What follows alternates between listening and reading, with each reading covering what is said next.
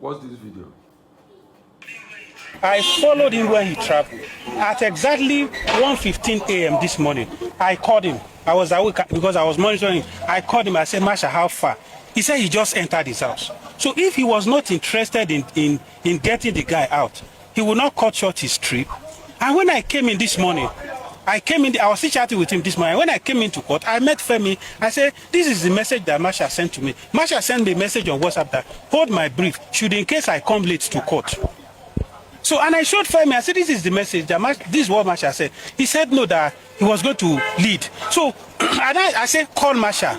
He refused. I called Masha in his presence, put it on loudspeaker, and Masha said, I'm already by the court. I want to enter now. And this guy was hearing it. So when Masha entered, the judge gave a hint that if Masha withdraw his appearance, automatically whatever he fights is going with him. And Femi was sitting down, still challenging Masha's appearance. And it will interest you to know that Femi and Masha, they appeared together on the day of arraignment. So I expected that immediately Femi saw Masha, he was arguing with me, which is fine. But immediately he saw Masha, he should just allow him. And when the judge gave the hint that once you withdraw your appearance, anything you file is going. And what that means is, that means the bail application will not be held today. Okay, to save time. And he saw it. Sorry, sir, to save time and otherwise, the argument is normally the Femi and Masha should have come to terms and condition that, that is why I'm the leader of that is why you should have been here listening to what he said. That's what I said. So it is very, very clear now. We don't satisfy.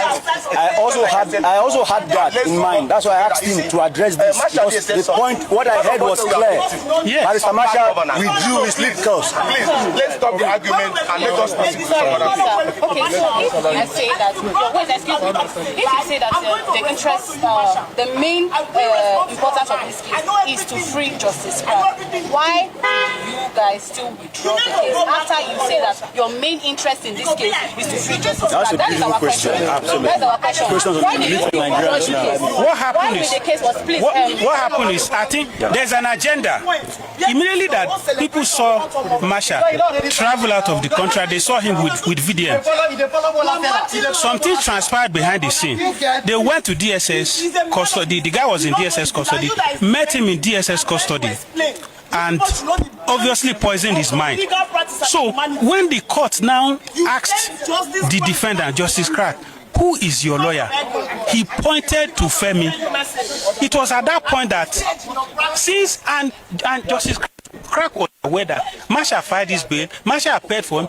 I was with Justice Crack's wife on the day we filed this bail application. We were running around. So immediately, since Justice Crack disowned Masha in the presence of everybody in the open court, what does it mean? It means that I don't want you to be my lawyer.